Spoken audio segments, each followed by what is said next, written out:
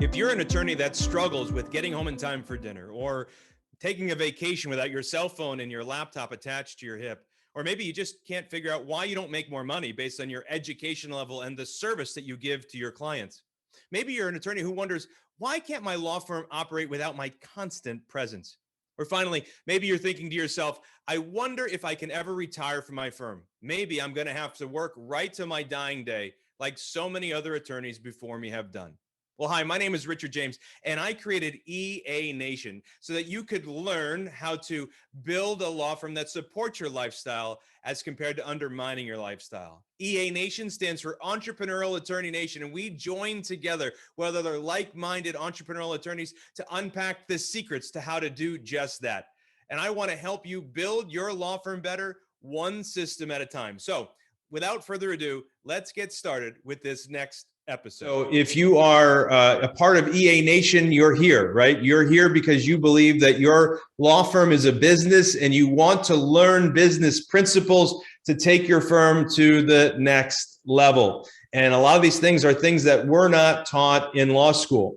And during this interview today, you're in for a real special treat. But just in case you're watching this after this happened live and you're on YouTube or you're on some other channel, we can't go through one of these scenarios anymore without saying, hey, please like, please subscribe. Hey, listen, you know the drill, right? If you like the content, you know how to let us know you like the content by commenting, liking, and subscribing so that Google and all those other algorithms can see that you like it and we can continue to pass the word out there through the community. But today you're in for a special treat, in that we have not only an attorney, one of your fraternity, but he's also a member of Partners Club, and he's actually a member of the highest level of Partners Club called the Freedom Group.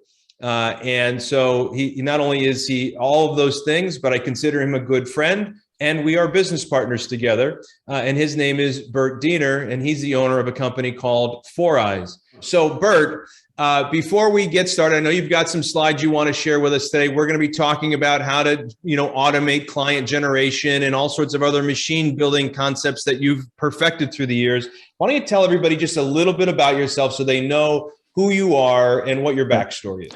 Yeah, so like most people here, I'm a lawyer, but I no longer practice. I have the luxury of not practicing anymore. I live in Wilmington, North Carolina, although we did recently open an office here. For the last couple of years, I hadn't had an office within a couple hours of me. But I started out, as a struggling lawyer. Lord knows I was working hard. I didn't have the answers in terms of how to make, consistently grow and fill in the gaps in my knowledge. And I stumbled across Richard James. So, I signed up. I found you on Facebook, or Facebook found me. And I reached out, and, the very first event that I could have made, I didn't have the money to even get to the event. So I missed the very first Partners Club. I actually signed up like 2 days beforehand or 1 day beforehand. And, but I came to the second one. And ever since then, it's been part of my routine. And, and the building blocks that you shared, and we had the opportunity to try to kind of, add on and bulk up, has allowed me to kind of at least kind of have the lifestyle that I always wanted. Yeah, I think that's a really good point, right? So you always credit me for taking the complicated and making it simple. And I credit for you of taking all the things that I said and automating it, right? So you've built this automation system, and that automation system was really what paved the way for you to have a 7-figure law firm that you don't have to be at any longer to have it run. Like, how many hours a week do you think you invest in your law firm running it these days? Oh, it's less than 2 hours a week. Right. And that's because we have the systems that run the law firm and the people that run the systems. Is that right? That's exactly right. It's true.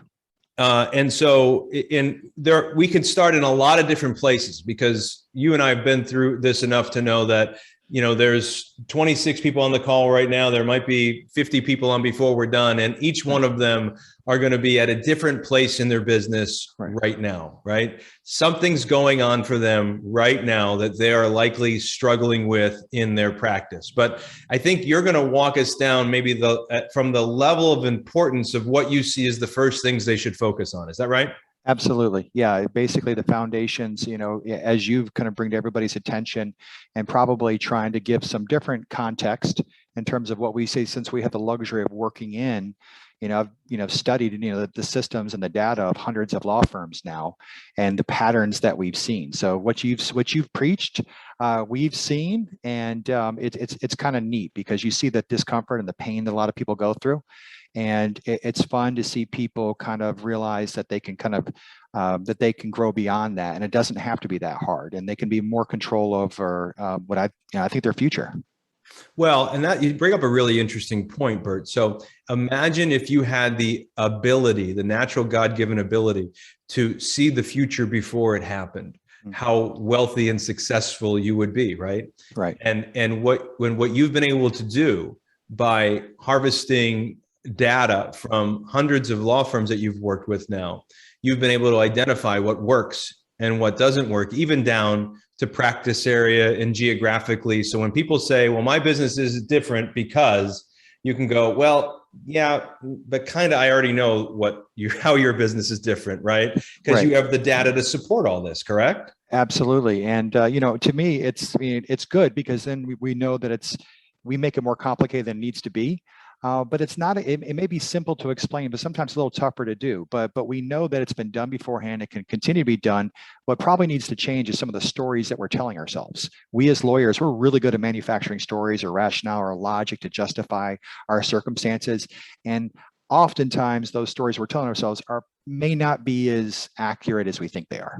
Yeah, great. I love it. So, what was my grandfather said, right? There's what we want to be happening in our business. We think is happening in our business, and what is actually happening in our business, right? Right. And we tend to tell ourselves an awful lot of stories about what we want to be happening in our business, but it oftentimes does not match with what's really happening in our business. So why don't you? I think you may have some slides. Why don't you go ahead and walk us down that path, and I'll let you drive, and I'll add where I feel I can add some value. Absolutely. Absolutely. Always rich, always rich. So, once again, just kind of as a little bit of an intro to everybody here. Look, there have been times I have disagreed with Rich, but those didn't last very long, and I realized he was right. And I say that not just to be humble, because a lot of things I'm going to repeat, you will have heard him say, and maybe even myself at some point or another, repeating it again. But, one of the biggest keys that I see in terms of, as lawyers continue to escape, let's say, to freedom, what comes with that is humility. It's the humility to basically know that, look, that we don't, it's less important that we have all the answers, and more important that we're willing to be open and acknowledge what's true, what's real, so we can apply the changes that are needed to get there to the next level. Now, what I have right here is kind of a growth framework, but I'm actually not going to get into it. I'll briefly touch on these 9 steps. But the fascinating thing, much like all of y'all, right? So, we're all lawyers, we all run law firms, and I have moments where I get pushed back into another setting. I'm like, holy cow, I thought I escaped this. And then I remember something, and then boom, I'm right back out of it. And so I think that that's the one thing that like we have a lot of friends on here, a lot of familiar faces, that there are some things like, that we see across these firms that we just need to be reminded. And so I'm glad to see these familiar faces. Let's start off with the first stage, perspective. All right, so perspective in and of itself is number one, the most important thing. If you're going to try to scale yourself out of a job or create enough leverage so that you have more freedom, more flexibility, you can write a check to make any problem go away, you better have the right perspective. And so the perspective component that we have on here, when Rich teaches us originally, and some of y'all may not actually be in Partners Club, but ultimately we need to kind of get down to a handful of numbers. And so if we can focus just on a handful of numbers, we can escape to allow or give ourselves permission to graduate to the next level. And so what Rich has is, I'm just going to go ahead and skip over to 1. I'm not going to stay here very long. Rich has what he calls the PCLC. Right? Sometimes people call it a pipeline, and sometimes people will just say, what's my number of qualified leads, the sets, the shows, and hires. Now, the point that I want to kind of bring here is that what happens that we see with people is that people get this PCLC, or they get these pipeline numbers, but they forget to go back to them. And in those numbers is the truth. Oftentimes when we're trying to, what we do, there are many little things that stack up together that will equal a result. And most of us, we tend to say, all right, what's the one thing that's causing this result? And that's garbage. It's a bunch of little pieces. And so this is where the humility, this is where we need to be paying attention. This is where we need to be asking a better quality question in terms of unpacking those numbers. But the simplicity standpoint, for those of you all who have not kind of been along this ride beforehand, our goal is we want to count, the number of leads, and of those leads, the number that can actually hire your firm. And of those, what is your process for basically setting appointments? Are we good at that? Are we black belts at setting appointments? This 50% set rate right here is a normal set rate for somebody who is not a student. All right. Qualifieds, depending on whether or not somebody can hire you coming in here, you talk about levers that you can pull right from day one. Your ability to set appointments and owning that is exceptionally important. And let me give you a distinction right now. Because we get to measure numbers across firms, we realize there's a different set rate for first-time callers as they are for second-time callers. There's a different set rate for somebody who's calling in, or a different set rate for when you're actually calling out to somebody. What this number is this is an average of every time we have a conversation with somebody, how likely are they to book that appointment? So the point that I'm going to basically mention to people is we think at times that, oh, my PCLC is great. I know I have plenty of leads. I know my people are trained in the phones. I know I'm great in the consult room. Please remain humble when it comes to these numbers. In these numbers, this is your Rosetta Stone. These numbers will tell you what needs to happen if you ask the right question. Okay, so if we're going over here, the very first stage, this perspective, if you are running east, you are never going to catch the sunset, right? Oftentimes people skip this perspective, how we're supposed to look at it, and they go straight to what's the software I need? Or I got a great person on the phone, or I got a great person in the consult room. You know what? People come and go. So do their skill sets, so does their engagement. The feedback we always need is this perspective. Now, the reason why when we kind of coined this, we started talking about this, is we wanted to talk about what does it take to get freedom?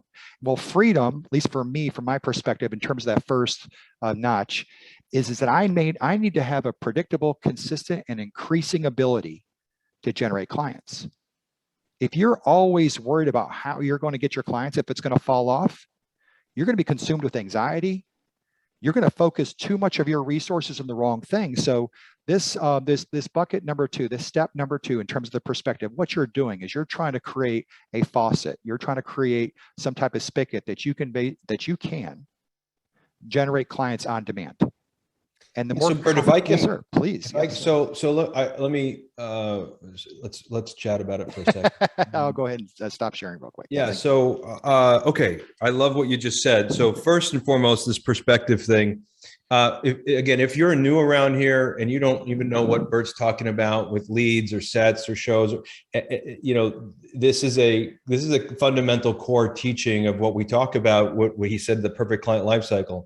What's really important is, if you don't know how many leads you have and how many of those turn into appointments and how many of those show up, it's okay, but it's just giving you the proper perspective, right? That's a perspective that, like, you don't have this information, right, Bert? Right, absolutely. That grounds them in, okay, I got to start with, how do I get this information? Right. And so, when you and I first met, you didn't really have that information, did you? Not even close. And I knew what was in my bank account and what wasn't, but I knew that. But how many offices did you have? Then I actually had 7 offices, believe it or not. Right. So like most attorneys that I meet, like we had an attorney we talked with yesterday, and they're like, oh, it wasn't yesterday, it was last week. And they're like, I want what's the success for you? And they're like, oh, I want 5 offices. Okay, well, why do you want 5 offices? Well, because I want market domination. Well, how do you know that 5 offices are going to be market domination? Well, I've got 3 offices now, and we're growing and we're dominating the market. And I'm like, oh, okay, great. So let's talk about profit, like top side numbers for vanity, bottom side numbers for sanity. How much of that, X number of dollars are you keeping? And they're like, oh, well, we're really not worried about profit right now. We're worried about growth, right? And so the reason why that happens is because they don't have the proper perspective. to your point, right? Right. They don't have the data to even be making good decisions to determine why they should do this, because growing and gaining your freedom, would you agree, only comes from developing profit while you grow, correct? Absolutely. Absolutely. All right. So the second thing that you talked about as you were moving through your process was this idea that you now have to say, okay, I'm going to move into being that investor. Right. But you know, they may not even recognize, like, when you say, well, I already have a good phone person, or I already have a good person in the consult room, or I already have a lead funnel. I would tell you that when you find a new law firm owner that you're working with for the first time, it's been my experience, tell me if it's yours, right, that when you ask them, well, how am I going to grow my firm? They usually fall into the, well, I just have to get more leads. I have to do more marketing. I have to be better at all of this lead generation, or I need a billboard, or I need a better website, or whatever, fill in the blank, right? Right. They don't usually think about the under the hood stuff they could fix that can get them more clients. Do you find that to be true when you first meet with people? Yeah, it's almost universal. It's almost, everybody thinks that they're one lead source away from freedom. Correct. Everybody thinks if they could just find that one lead source. And the truth is, it's not finding that one lead source that sets them free. It's learning how to build a machine that Right. converts all lead sources that ultimately gain their freedom. Now, that machine could be software, or it Right. could be people, but whatever it is, it's automation that doesn't require the owner to actually do it. That's how you're going to gain freedom, correct? Absolutely. Yeah. All right, good. That was just a clarifying point Yeah. I want to make. Back to you. No, but that was kind of like the perfect segue. So, we have a couple of different ways of kind of saying the very same thing, at least from my perspective. This worker to investor really is that's what we're doing. We're all building a machine. Yeah, I love it. And sometimes people are like, well, that just sounds complicated. I don't have a machine. I don't have that. No. Follow me in this. A machine basically does work when you're not there. Mm-hmm. So that's the key. How can it continue on without you? And there's a stacking component to this. So this GPS is that it's possible. And I will tell you this perspective once again. This is where we're going to graduate here to the next level here. But most firms really don't actually have a concrete goal. They're not focused on, they haven't given themselves a number that they have to hit. Like if I pick a number and I can know where I'm at currently, I can find a way to bridge the gap. So in the perspective, if we have the right perspective, and there we go. If we have the right perspective, we'll realize it's not as complicated as we need it to be. We'll realize what we're actually doing is we're trying to put something in process that can continue without us. And third, we almost give ourselves permission to reach the destination.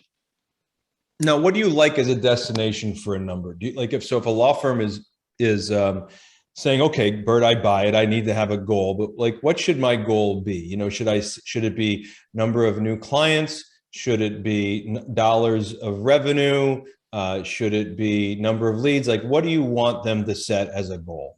Yeah. So at the end of the day, according, looking at the PCLC or a pipeline number, we have to look at the end result, right? Hires, in my opinion, if we're looking at how do we basically get to a certain number of hires, there's a bunch of ways you can skin that cat. And to be clear, number of hires means number of new clients retained. Absolutely. Right. So, that's, we need to keep it clear, because the good news when you're working with some of these numbers, and if you have the right perspective, if something isn't working, look, there's another way to get there. Mm-hmm. That's the beauty of this whole, what you teach, Rich, is that there's a dozen or a couple dozen different ways that you can get there. You don't have to do everything perfect. We just need to make sure that when we're making progress, we can at least observe if we're going backwards. Right. And most people, because they don't know where they're at, much less where they're going, they're just drifting around. And so if we have the right perspective, if we're clear in terms of where we're at, where we're going, and what we're building, now we get to the fun stuff. Well, and that's a great point. So like you said, if you can't properly identify where you're at, it's very, very difficult to point out where you want to go. Right. So if the only metric you have to go by from where you're at is how much gross revenue you did, and you only see that every quarter when your accountant gives you your P&L, right? and that's the only metric you have, you don't have the proper perspective. So having the proper perspective grounds you in where you're at. And then it allows you to then decide, okay, this is where I want to go. And like you said, picking the number of new clients, the number of new hires for your firm as a goal is a pretty good goal, because you can get there a number of different ways, depending on what part of their perspective is broken. Agreed? Right. Absolutely. Cool. So for you all who are a little bit more senior in here, I'm going to challenge you to one parting kind of concept to this. Is that sometimes many of y'all who are here, you all have set goals. Look, I'm going to get to this number, and you have a history of hitting this number. What we need to do is what you can do. What I offer is that some of you all probably need to start replacing yourself in some capacity. How many hires do you need to have so you get to have this much more freedom? Mm-hmm. Setting the goal and connecting that to your freedom. What is the piece, the person, or some other component? Now it's like, all right, I've done this. I'm going to slide this here, and now you're playing a more dynamic, but that is a scalable game. It's no longer about running up the scoreboard. It's about buying your time back from you. But your machine is what's going to do that for you. Yeah. By the way, for those of you that just joined, we're talking with a Partners Club member and Freedom Group member, attorney Bert Diener. He's the owner of 4eyes.com, a good friend of mine, as well as a partner of mine in business. I'm a shareholder in 4eyes. And Bert has basically taken everything that I've taught through the years and built software around automating it. So he's been able to create an environment for himself where he's taken his firm to a profitable north of 7-figure business, and he can create his own freedom. So he doesn't have to work in his law firm, but a couple hours a week, even though it's growing in size consistency. So we're talking with him today about this formula that he has, this vision that he has of the path that you take as you go from where you are now to where you ultimately want to be, which is freedom. And what you just said, Bert, was great. You identified that, when you're setting a goal, if what you really want is your freedom, and in order to gain your freedom, you're going to need to bring another associate on, or another paralegal on, or somebody that's going to be in the consult room on, then you need to be able to generate enough revenue to be able to afford to do that. And that revenue is going to come from a number of hires. So your question was very clarifying.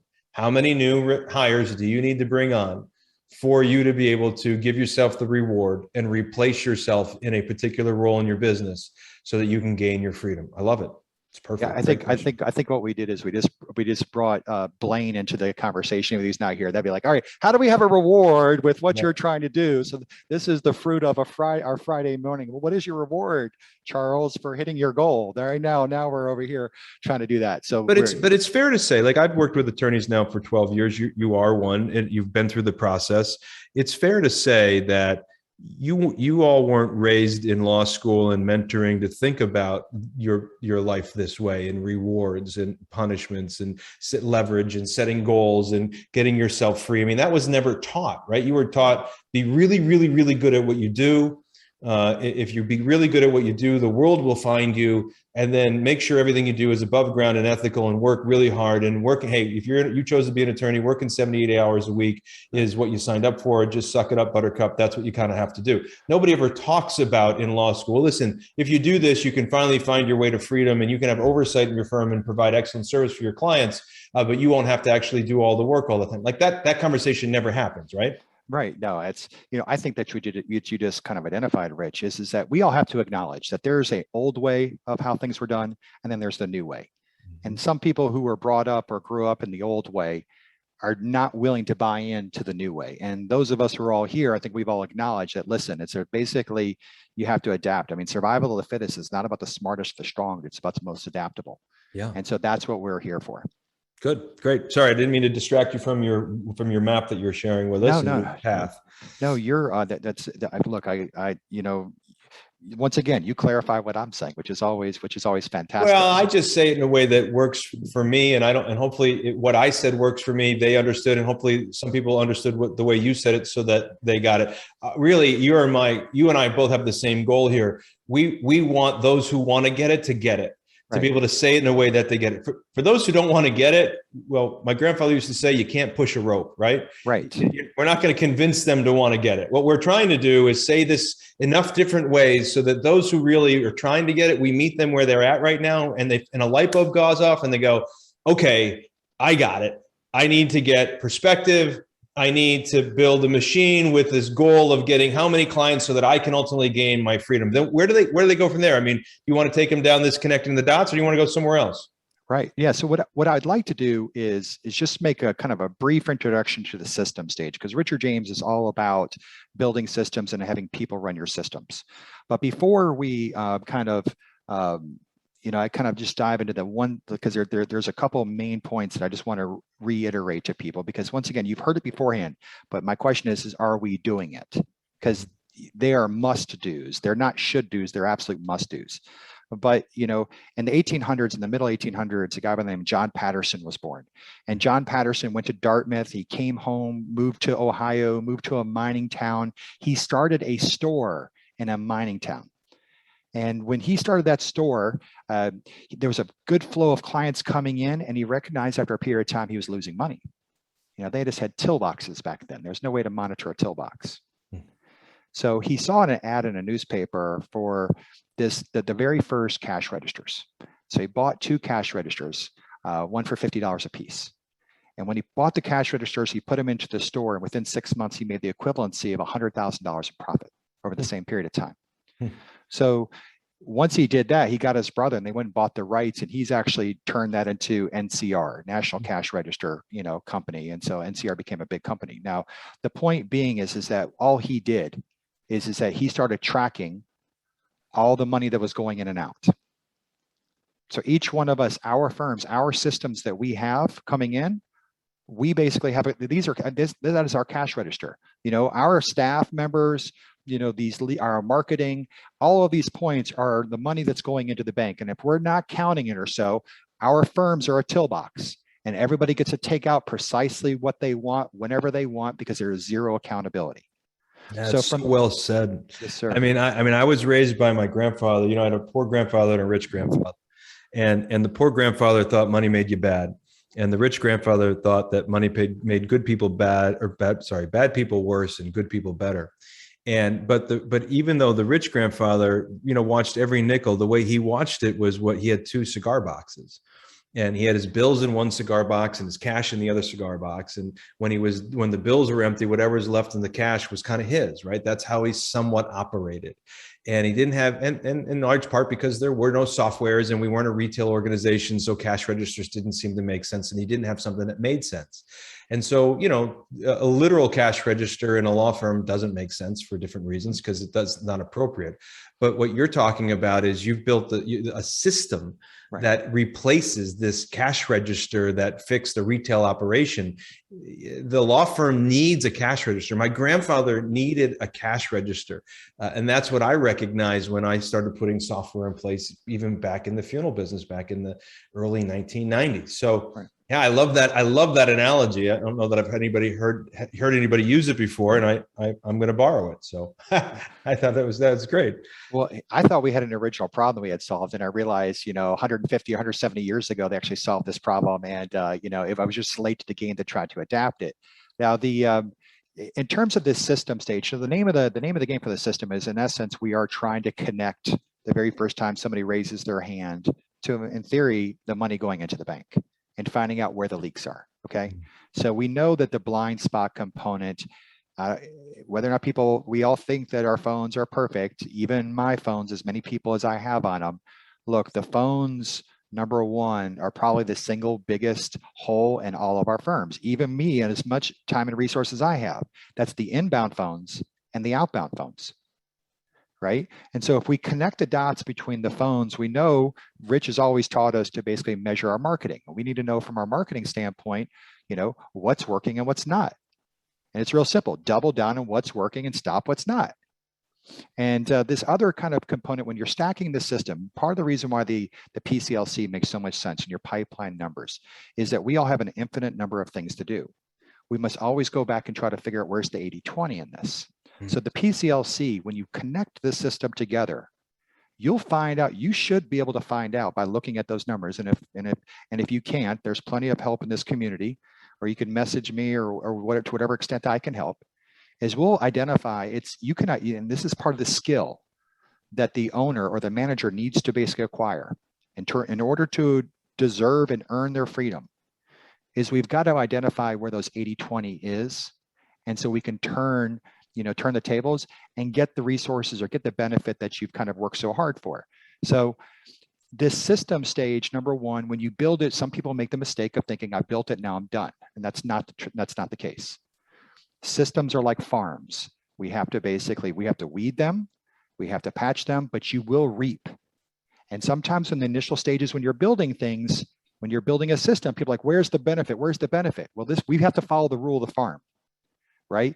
You may have planted in spring and you have to put the work in summer, but fall will come. But we can't rush certain things. You've got to put it in place. And remember, the name of the game is basically freedom for it to function without you. Without a system, talent basically kind of dissolves, it falls apart. And so this system stage, in terms of connecting those dots and identifying the blind spots, I can't point enough, because at the end of the day, people will come and go, but that system will remain. Now, the system, by the way, Bert, could also reveal to somebody that, the whole point of getting perspective and connecting the dots is to be able to reveal to somebody that what's broken, right? So is it that your phones are broken? Is it that people aren't showing up? Is it that we're not retaining the firm? Is it that you're not getting paid or not charging enough? But also, I think we'd be doing it a disservice if we didn't say that the system also reveals if you're not giving it enough gas. Oh my gosh. So if you put a system in place and your business works solely on referrals and you only get 2 calls a week and you don't do any advertising and you're proud of that, and you're not generating leads in any other way, then the system, no matter how good your system is, it's not going to manufacture like out of ether. It's not alchemy, right? We don't create clients out of ether.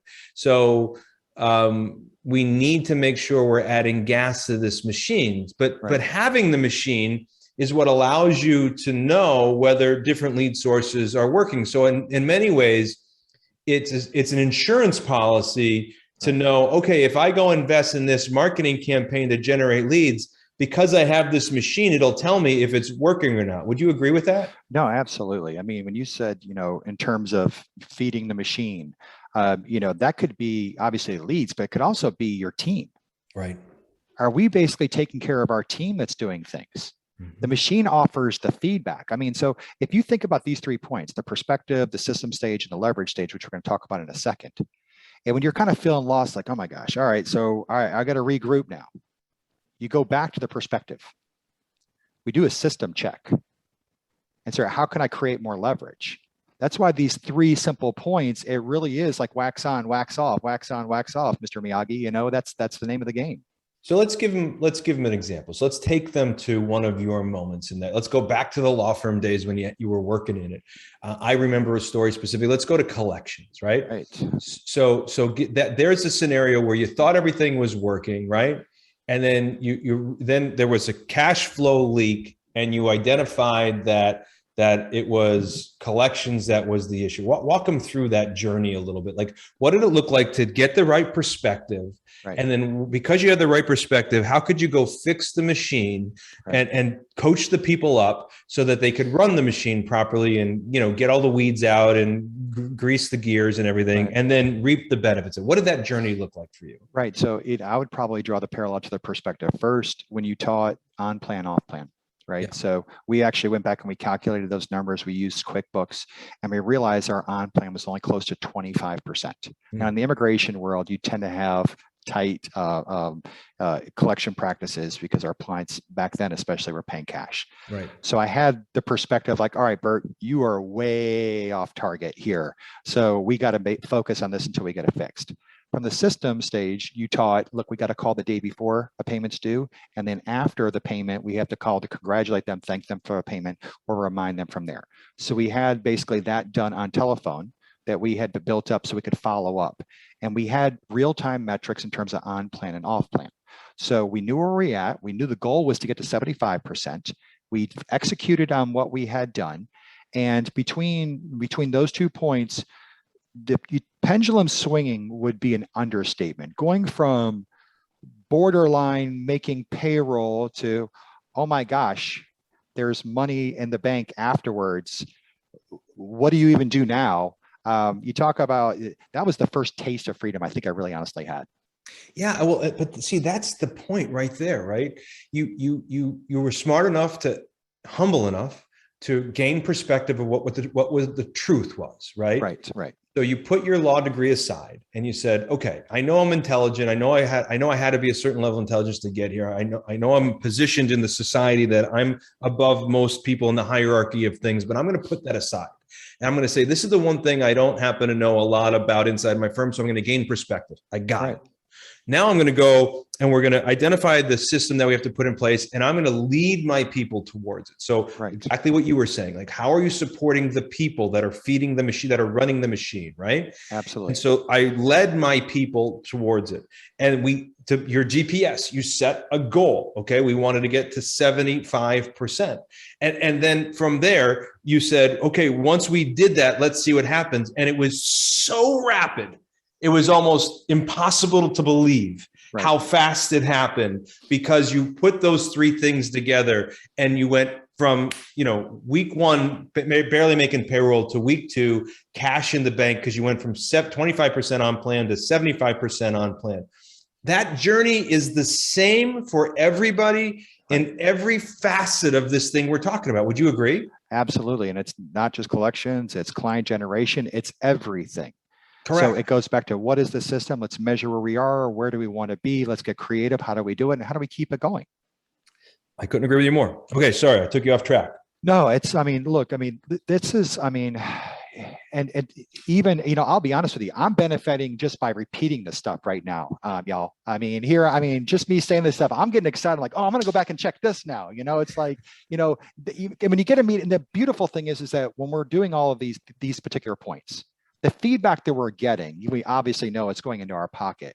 So, but we get this, you talk about your baby and seeing it grow and like, oh my gosh, I don't have to struggle as much as I was. Oh, that was the right move. Oh my gosh, I'm a genius. We can afford to abandon humility for a few minutes and kind of just bask in our successes. Yeah, but as we should, because grandma always told me, look at Richie, you chose to be an entrepreneur. Nobody's going to pat you on the back. So you better get really good at going like this every now and then and patting yourself on the back, right? And yeah, because that's the reality. This is why Partners Club was created, because I wanted a place where everybody else would help pat each other on the back. As an entrepreneur, it's a very lonely place. But look, man, I'm taking notes too, right? So it's not just you. Like I come up with, as we do this, I come up with ideas like, yeah, they're the same clicks on the dial, but I'm writing things down, and whether I'm getting a new story or I'm reminding myself of, oh, that's right, I wanted to run that number that I didn't run a special report on. It happened. That's the game. That's what we're in. That's the game of being a small business owner. Like, I've been saying this for so long now. Like, I don't know about all of you, but I didn't get, Bert's the exception. Like Bert thinks big. He wants to be a big business owner in the way that he wants to have no limitations on his company.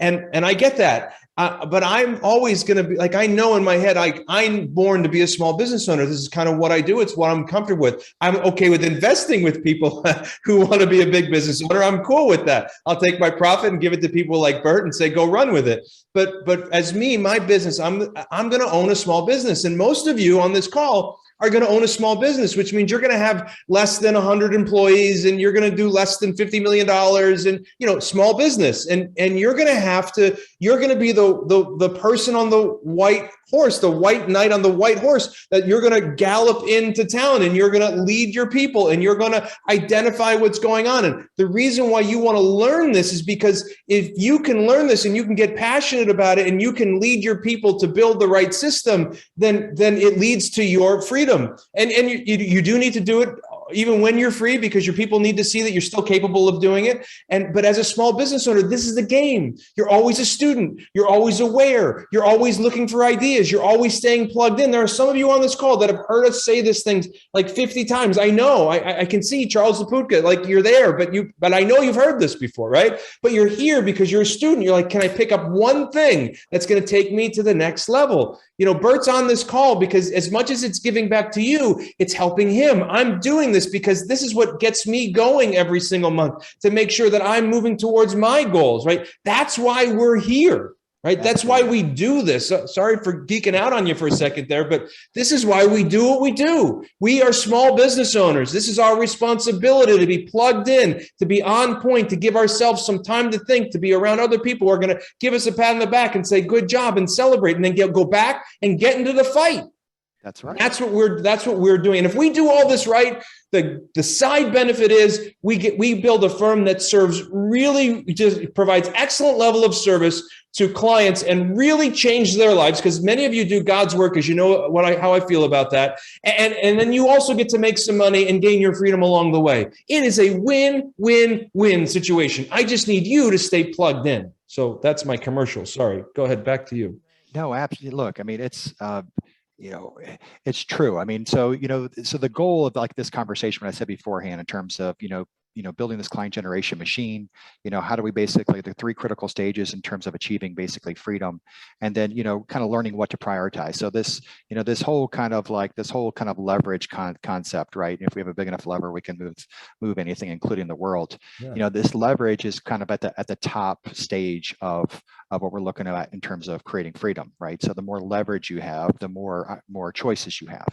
And so the better you're able to market, the better you're able to build a team, and the process of you actually replacing yourself, kind of is at this level. So you're always going back to the perspective. We're always checking in on the system and making sure that it's working, and we make some tweaks and we keep it moving. The leverage stage, to me, is probably the most nuanced stage. And the nuanced stage is that because marketing is a moving target, you've got to find a way that you're making solid marketing decisions or staying on track. It's just never the same. It's close, but it's never the same. The staffing component there, your ability to identify smart people who make excellent decisions in your absence, is probably one of the core things that I might challenge to everybody here. You may not be at a point where you're going to replace yourself. You may have a fractional or a vendor who's doing that, but you're always looking for somebody. You only get to exhale when you know somebody else has got it, and the quality of their decisions or their judgment is as good or at times better than yours. So we have to identify and figure out who those individuals are. And when we do that, you get to graduate to this step 9, where you can say, all right, what component can I put on them? Now, you don't abdicate. We don't give up anything. We give them that responsibility, and we still have to have the numbers to make sure looking over their shoulder. Rich you told us the story way back in the day, that you talked about the old movies about it was something about somebody would bring a stack of reports to the person that's sitting at the desk or something along those lines. You said, that really is the goal. The goal is not to walk away. The goal is to just look at the numbers and say, all right, you're on track. Oh, let me just tap you on the shoulder and give you some feedback. That's real freedom. Anybody who says they just walked away and I have nothing to worry about anything is going to find themselves back into practice before long. Yeah, so it's interesting you build it this way in your thought process, the way you're presenting it, and like we can't get to the systems unless we gain proper perspective and set a goal. We can't start connecting the dots unless we have the first layer, and then we can't get to the higher level of leverage where nobody knows more about our business than us if we do this right. And so nobody will know better how to acquire a client than us. Somebody can give us advice, but we ultimately know what our avatar is, or who our avatar is. We typically know what attracts them best. We typically know what message resonates with them. Nobody's going to be able to identify talent that are going to fit the culture better than us. And so the only way for us to be able to do that is if we're free from the mundane every day. And if we're stuck in the mundane every day, there's no way for us to be the general of our business, right? And so we have to step through this way.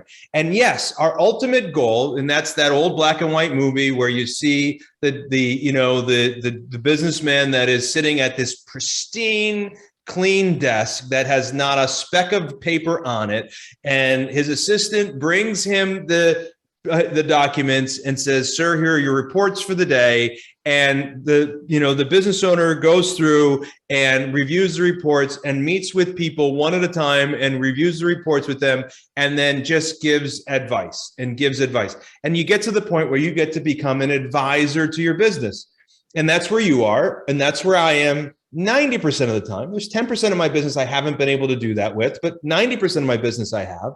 And so it's a great place to be, because I've done with the regular mundane daily. I've been able to use my leverage at the top, and I've been able to advise with my level of expertise. But there's no shortcuts to that. Right. You have to go through the first two stages to get to the last stage. Do you agree? Yeah, you have to earn it. I mean, I think there's a lot of people that are looking for the magic pill, that want to write a check to just magically get there. But I think we've all learned that you must earn that leverage. You have to, and to be honest with you, good. Yeah. I mean, it's sad that some in our culture that they suggest otherwise. Right. And let's face it. Like, so there are some attorneys on the call that are family law attorneys. They're in litigation at some level, right? And they know this journey because they had to take it to become an excellent litigator, right? And there are some attorneys on the call that have more of a transactional based business, and they still had to become experts at the formulation of the transaction in order to make sure they maximize the output for their client. There's nothing. Look, success leaves clues. Right. In order to become successful, you can do one of two things. You can find somebody who's successful and do what they did, or you can find a bum at what they're doing and do the opposite, right? Those are two ways to become successful. And so my formula has always been, let's find somebody who's successful at what they did and do exactly what they did. And so lawyers oftentimes, when they become a lawyer, then they go about becoming a master of their particular practice area craft.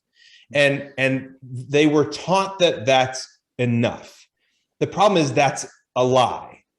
Now, I'm not saying there are some lawyers who will never, ever, ever be interested in creating a business or freedom.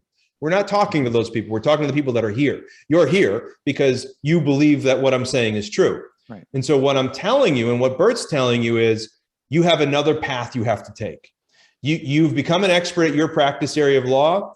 Now we need you to raise up somebody else who's an expert at that practice area so they can get rid of the mundane for you, the daily day. You can still keep your toe in the water if you want to work with clients because you love doing that. But if you want to ultimately get your freedom, you've got to become a master at this business stuff the same way you're a master at your practice area of law. You agree with that? Yeah, absolutely. I mean, everybody who's on here, if you haven't identified what is it that you like doing least, challenge yourself. What do I like doing least, or I'm the least effective? And how could I, set a target so that I could basically replace myself? Because I think freedom really comes down to you at least having the choice. You have the opportunity to make a decision whether you want to do it or not, right? That's all we're trying. That's all we want for ourselves and for others. A lot of people still want to practice. I mean, Jamie Miller still likes meeting with, as successful as he is, he still likes meeting with clients in the consult room. He does. Right. So to have that choice rather than to be forced to is, I think, is the name of the game. And so regardless to all of us, most of it, I mean, I saw the comment from Charles. You said, look, I've heard all this before, but it's still good to hear. I think that, because it is the challenge, what we do, right? That we've been around for each other for such a long time is we challenge each other. Yeah. So the challenge is we all have to say, sir. If you're new here and you have a question, we've got a few minutes left. You can go ahead and put it in the chat if you wanted to, and we'll do our best to answer it for you. If you have a question you don't want to ask it in the chat and you're new here because attorneys hate to look bad in front of other people and you want to ask it privately, you can send Bert or I an email. Bert, what email do you want them to use for you? Yeah, Bert@4eyes.com. Bert at BERT. Yeah. at foureyes.com. And you can use Richard at therichardjames.com. And you can email either one of us and we'll answer your questions for you. But for today, I mean, really, the point we want to get across is your job as the business owner is to learn this stuff so that you can ultimately gain your freedom. Nobody will know your business better than you, and your business is this structure. We have looked at this. Trust me, if there was a way to do it without doing this, I would have found it, right? I was the student who liked to not have books and to find the shortcuts and to look for the easy path. Like that was my thing. And when I went to school, I try to use my brain to skip through steps. And if I could have found ways to skip steps in business, I would have, but there's not. If you're going to be a small business owner and you're going to gain your freedom, the steps you have to have is you have to humble yourself to realize you don't have the perspective, and then gain the perspective and let it be the truth about your business, meaning the numbers that run your business. And then from there, go about setting a goal. And from there, putting systems in place to tackle the things that are not working and do more of the things that are working. And then from there, leverage up to allow that goal to help you replace yourself.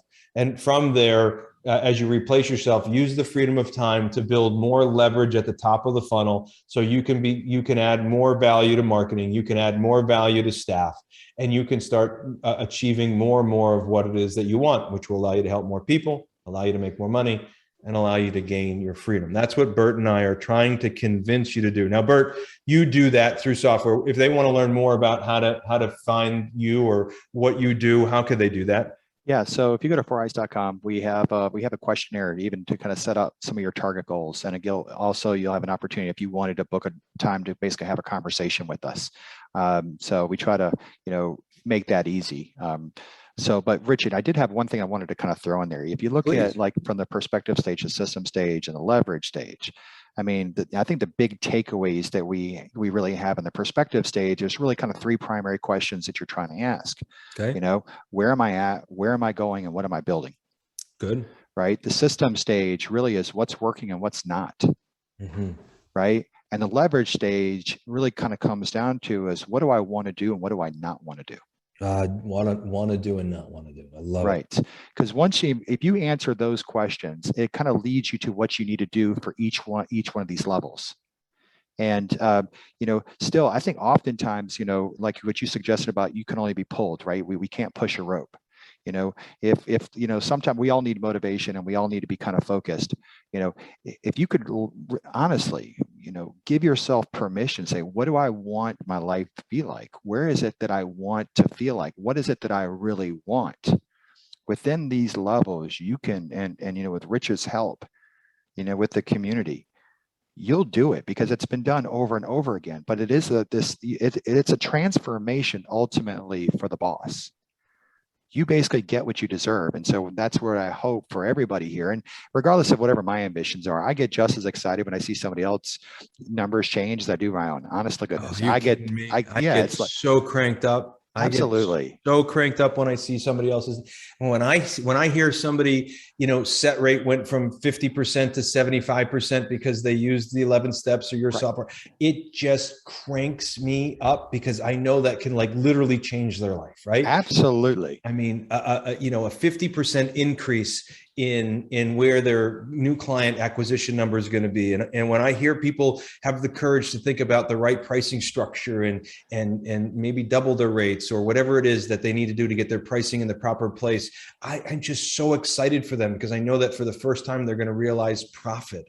And so, whatever it is, I get so excited. I mean, the reason why I sit down on Mondays and Tuesdays and I handwrite out notes to people at that desk is because I read through the success stories and I just want to be inspired by what it is that you do. But, Bert just gave it to you, right? You need to first figure out where you're at and then where you want to go and how are we going to get there? And then you want to figure out what's working and what's not working. And then you want to figure out what do you want to be doing and what don't you want to be doing? And if you can take that journey and you can go through that process, give yourself grace, have patience, be profitable along the way, amazing things can happen. I know that if I can do it, and if Bert can do it, and if other people on this call can do it, that you can do it too. I believe that what one man or woman can do, another man or woman can do. So what we want you to do is go out and build your practice better, one system at a time. But Bert, you want to final words before we go? Just, if you could do better, should you, right? If you could have it, should you? And I think, because that's the one thing is we all kind of like, and, you have to answer that for yourself, but if you can have that, should you? And I promise you, if you make the right decision, you'll never regret it. Yeah. Amen. Bert, thank you so much, as always, for being with us and sharing your time, your knowledge, and your passion with us. For all of you who attended live, thank you, thank you, thank you. I really appreciate you. I know if it was not for you, there would be no me, and I'm forever appreciative of you. Thank you to my team for running a successful event. We'll have this posted onto the platforms as always. So if you're listening to this, be sure to like, subscribe, or comment. We'd love to hear from you and to know that we're on the right path. Thanks so much for everybody. Have a great day. Ciao.